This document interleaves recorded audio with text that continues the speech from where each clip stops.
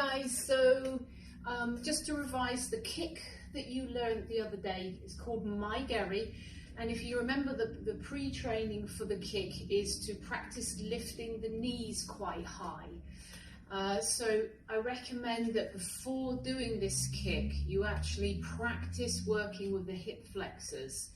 Now if you notice the position of my foot, this is quite important as well. It's not pointing down, it's actually, I'm trying to do it with the toes really pulled back, and this is in preparation for the execution of the kick. Okay, that's the first thing.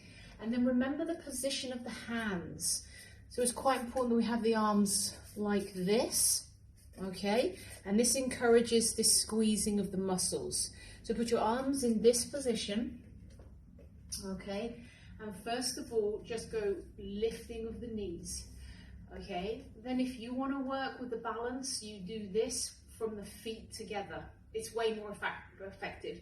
So what you're attempting to do each time is just put your feet really closely next to each other, okay? You can activate this in any way you want. You can do it slowly, or you can be really activating those hip flexors. So that's just the first stage of my geri. I'll turn around so you can see it from the side.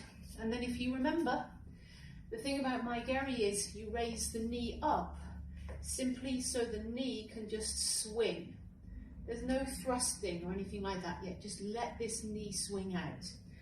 Okay, so we're just going to do a few so you can practice with me. So, ich, ni, sam, shi, go, rock, sich, hach, ke, je.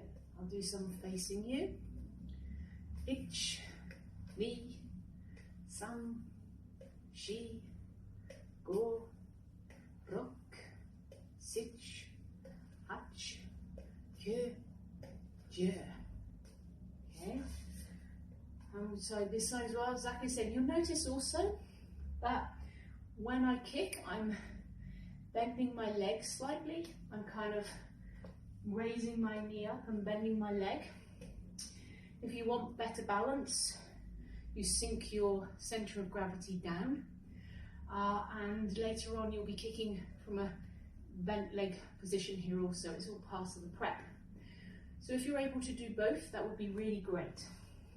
So, ich, ni, sam, shi, go, rock, sich, hach, ke, je.